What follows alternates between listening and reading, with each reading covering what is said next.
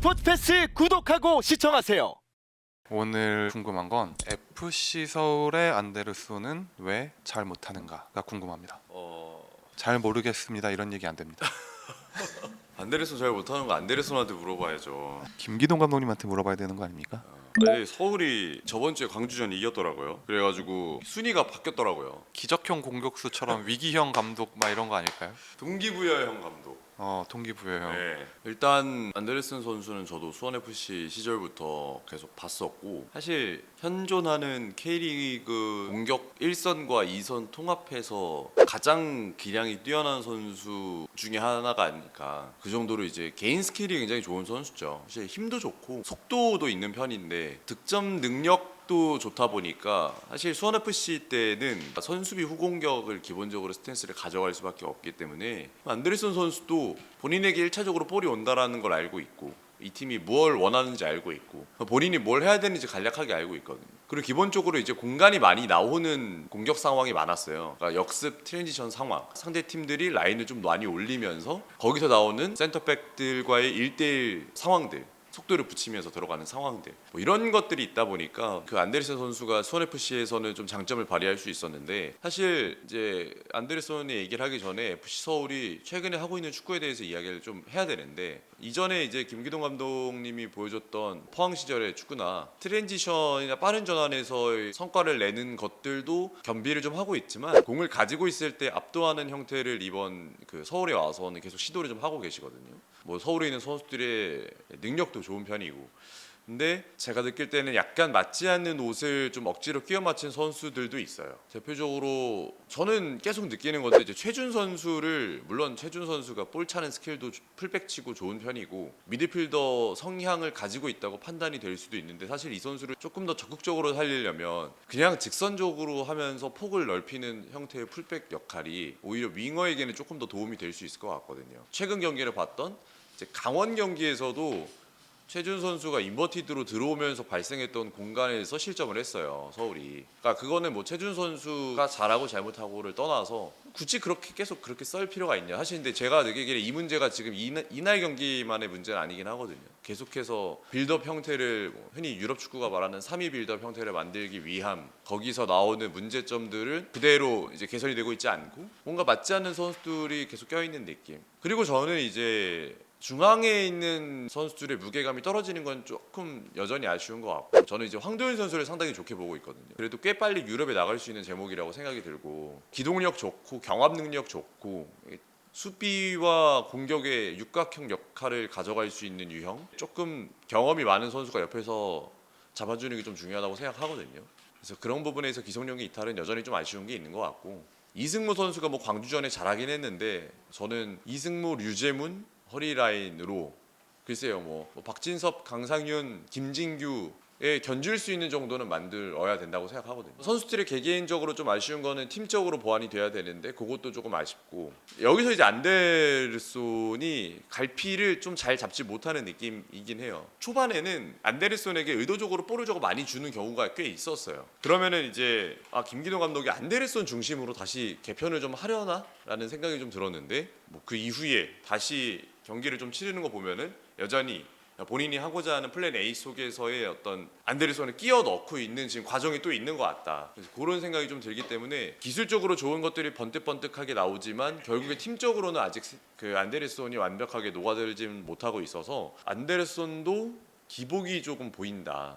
실제로 좀 확 떨어질 때와 좀 좋을 때 좀 차이가 좀 극명하게 드러나고 있는 것 같다는 생각이 좀 들고 있습니다. 일단 안데르손을 영입하는 거는 아무 누구도 반대하지 않을 거고 당연히 좋아하는 영입이었지만, 여름의 상황에서 안데르손을 데려온다라고 했을 때는 위치나 자원이 중복되는 경향이 없지 않다라는 생각도 들거든요. 일단 뭐 아시아 챔피언스 리그를 치러야 되기 때문에 뎁스를 조금 두텁게 하고자 하는 의도도 있었던 것 같긴 해요. 지금 이제 FC 서울에서 현재 말씀해주신 뭐 루카스, 안데르손, 뭐 정승원, 문선민, 뭐 린가드까지 조영우가 측면이나 처진 스트라이커까지 뛴다면, 그 어느 선수 하나가 백업에 들어간다면 사실 교체 자원치고는 상당히 무게감이 있는, 그리고 좀 교체 자원 이미 좀 이해가 되지 않을 만한 수준의 선수들이란 말이에요. 긍정적으로 얘기하면 주전 자리는 명확하게 정해지지 않았다. 그렇기 때문에 항상 좋은 컨디션을 유지하고 있는 선수를 번갈아 가면서 쓸 수 있다는 장점은 있지만 사실 그게 만들어지기 상당히 어렵거든요.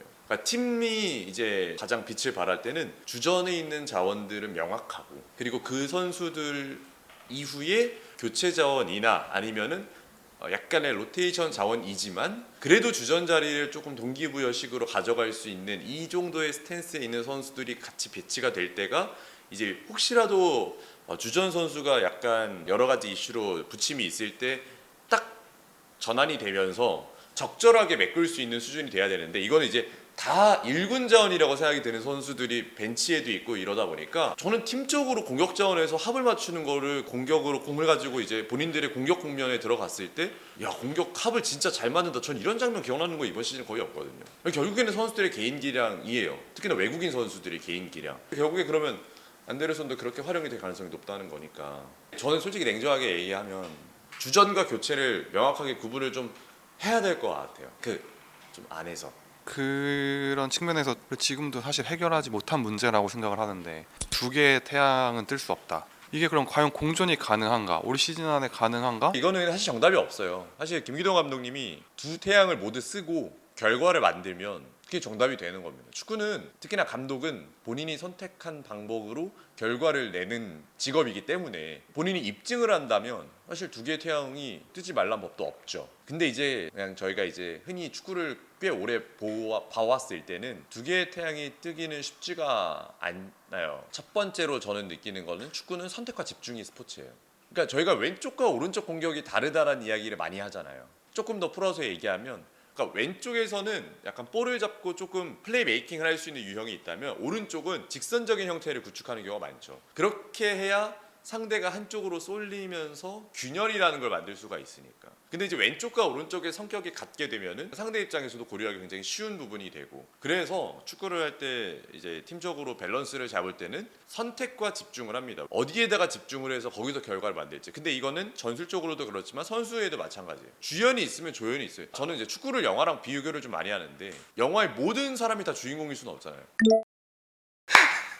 아니 물론 그런 영화도 있습니다만 전체적으로 구조가 있잖아요. 누군가를 뒷받침해 줄 수 있는 희생을 안데르손과 링가드 중에 어떤 선수가 할 수 있느냐인데 이거는 제가 볼 때 그 두 선수 모두 할 수 있지만 내가 이거를 해야 될까에 대한 문제인 거죠. 아쉬운 건 안데르손이 한참 날아다닐 때 수원FC에서 한참 날아다닐 때가 언제냐고 생각을 해보면 이승우가 이적하기 전에 전북으로 가기 전에 둘이 호흡을 맞췄을 때 이제 그런 것들을 링가드와 함께 해줄 수 있지 않을까라는 생각도 했었을 텐데 근데 저는 이제 그때도 이승우 선수가 주전으로 많이 나오진 않았어요. 그러니까 그 말은 뭐냐면 중심 자체는 안데르손한테 팀은 맞춰져 있는 상태였고 이 안데르손을 중심으로 한 공격이 폭발적으로 빡 어떻게 하려면 뭘 거기다가 딱 불을 붙여야 딱 터지는지에 대한 게 이승우가 된 거죠. 그렇게 스파크가 트면서 그렇게 터졌던 거지.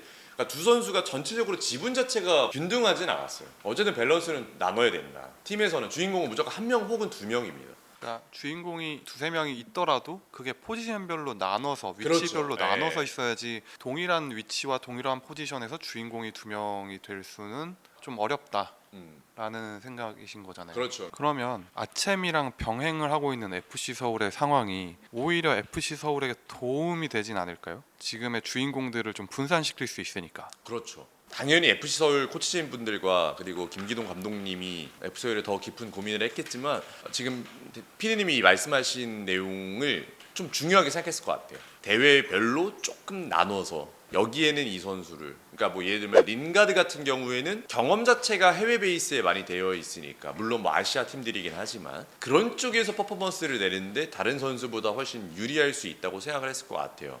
특히나 큰 경험을 많이 치러봤던 선수니까. 근데 이제 국내에서는 안데르손이 사실 링가드보다 보여준 게 훨씬 많으니까 그러면 국내 K리그는 안데르손을 중심으로 팀을 조금은 더 이런 식으로 좀 나누는 것도 충분히 고려해 볼 수 있고 그게 오히려 팀에 도움이 될 수 있죠. 도움이 될 가능성이 높죠. 그러면 선수들의 불만도 줄어들 테니까. 그러면 또 위기에서 강하게 또 살아나는 겁니다. 이제 저는 사실 FC 서울이 애매한 지공 안 했으면 좋겠어요.